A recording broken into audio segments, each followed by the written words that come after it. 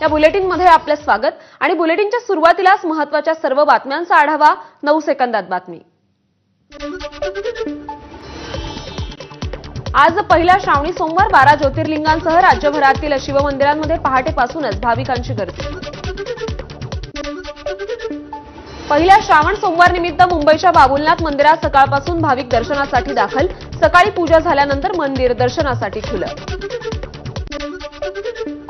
ठाण्यातील मुख्य बाजारपेठेतील कोपिनेश्वर मंदिरात भाविकांची गर्दी, दर्शनासाठी लांबच लांब रांगा लागल्या। पुण्यातील भीमाशंकर येथे राज्याच्या कानाकोपऱ्यातून भाविक दाखल झालेत। मंदिराला आकर्षक अशी फुलांची सजावट। माळशिरस येथील भुलेश्वर मंदिरामध्ये आजपासून श्रावणी यात्रा। मंदिरामध्ये शिवलिंगाला अभिषेक करत महापूजा संपन्न। पुण्यातील ओंकारेश्वर मंदिरात भाविकांची गर्दी। मुळामुठा नदीच्या तीरावर 288 वर्ष जुनं असलेल्या पेशवेकालीन मंदिराचे काळ्या पाषाणानं बांधकाम। पहिल्या श्रावणी सोमवारी निमित्तानं आज 12 ज्योतिर्लिंगांपैकी एक असणाऱ्या त्र्यंबकेश्वरच्या दर्शनासाठी भाविकांची प्रचंड गर्दी। पहाटे 4 वाजल्यापासूनच मंदिर भाविकांसाठी खुलं। सिंधुदुर्गच्या कुणकेश्वर मंदिरात श्रावण सोमवारचा उत्साह दिसून येतोय। भाविकांची दर्शनासाठी गर्दी झाली आहे। दक्षिण कोकणची काशी म्हणून कुणकेश्वर मंदिराची ओळख आहे। हिंगोलीच्या औंढा नागनाथमध्ये पहिल्या श्रावण सोमवारचा उत्साह। आमदार संतोष बांगर यांनी सपत्नीक केली प्रभू नागनाथांची पूजा। मराठवाड्यासह विदर्भातूनही भाविकांची दर्शनासाठी गर्दी। छत्रपती संभाजीनगरमधील कृष्णेश्वराच्या मंदिरात मराठवाड्यासह इतर राज्यातील भाविक दर्शनासाठी सकाळपासून भाविकांची मंदिरात मांदी आहे। 5वं ज्योतिर्लिंग असलेल्या परळी वैजनाथ मंदिराला आकर्षक विद्युत रोषणाई करण्यात आली आहे। संपूर्ण महिनाभर वैजनाथ मंदिरावर रोषणाई असेल। धनंजय मुंडेंच्या नाथ प्रतिष्ठानचा हा उपक्रम आहे। उज्जैनच्या महाकालेश्वर मंदिरात पहाटेची भस्म आरती संपन्न। महाकालला भस्म लावून शृंगार करण्यात आला। वाराणसी काशी विश्वनाथ मंदिरात पहाटे पूजा अर्चा। श्रावणानिमित्त भाविकांची मंदिरात रीघ लागली आहे।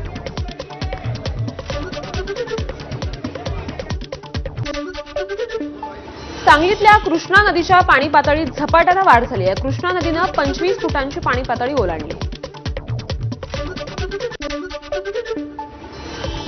सांगलीतल्या औदुंबरमधील दत्त मंदिरात कृष्णा नदीचं पाणी शिरलं। कोयना धरणातील विसर्ग आणि नदीच्या पाणलोट क्षेत्रात जोरदार पाऊस। सांगलीतील चांदोली धरणातून सुरू असणारा विसर्ग वाढवला। चांदोली धरणातून सध्या 15,075 क्युसेकनं वारणा नदीपात्रात विसर्ग। पुण्यातील खडकवासला धरणातून 22,000 क्युसेकनं मुळामुठा नदीत विसर्ग होतोय। नदीपात्रातील रस्ते पाण्याखाली गेलेत। नदीकाठच्या घरांना सतर्कतेचा इशारा।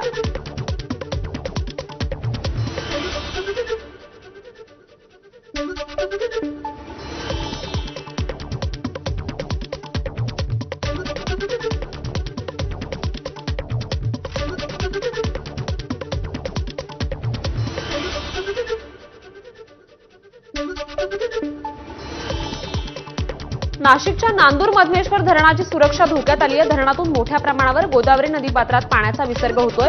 पर्यटक जीव धोक्यात घालून पर्यटनाचा आनंद घेत आहेत। सुरक्षा रक्षक नेमण्याची मागणी होती। गोंदियात 2 दिवसात झालेल्या मुसळधार पावसामुळे 6 घरांचं पूर्णतः तर 364 घरांचं अंशतः नुकसान झालंय। जनावरांच्या 135 गोठ्यांचंही नुकसान। तर सालेकसा तालुक्यातील कवडी येथे घर पडल्यानं एक महिला जखमी। पुढच्या 24 तासात राज्यभरात मुसळधार पावसाची शक्यता।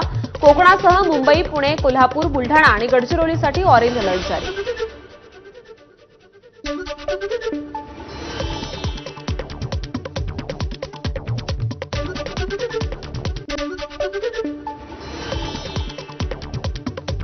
कृषी मंत्री माणिकराव कोकाटे आणि अजित पवारांची आज भेट होण्याची शक्यता। सभागृहातील रमी प्रकरण आणि वादग्रस्त वक्तव्याप्रकरणी कोकाटेंशी चर्चेनंतर अजित पवार निर्णय जाहीर करणार।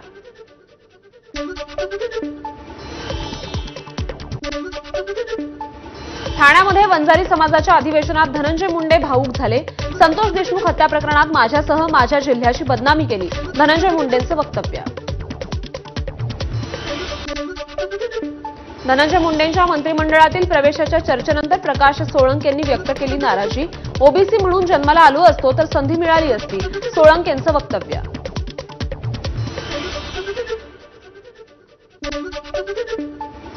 स्थानिक स्वराज्य संस्थांच्या निवडणुकीसाठी शिंदेंच्या शिवसेनेनं कंबर कसली आहे. समन्वयकांच्या माध्यमातून विधानसभा मतदारसंघ निहाय आढावा. धाराशिव आणि लातूरची जबाबदारी राजन साळवींकडे. राष्ट्रवादीचे नेते सूरज चव्हाणांच्या अडचणी वाढण्याची शक्यता आहे. सामाजिक कार्यकर्त्या अंजली दमानियांकडून चव्हाणांविरोधात मानहानीचा खटला दाखल. आज सुनावणी होणार. स्टँडअप कॉमेडियन कुणाल कामराचं हक्कभंगाच्या नोटीसला उत्तर दिलंय. गाण्यात केवळ कलेचा वापर करत व्यंगात्मक आणि टीकात्मक पद्धतीनं मतं मांडली आहेत, कामराचं असं म्हणणं आहे.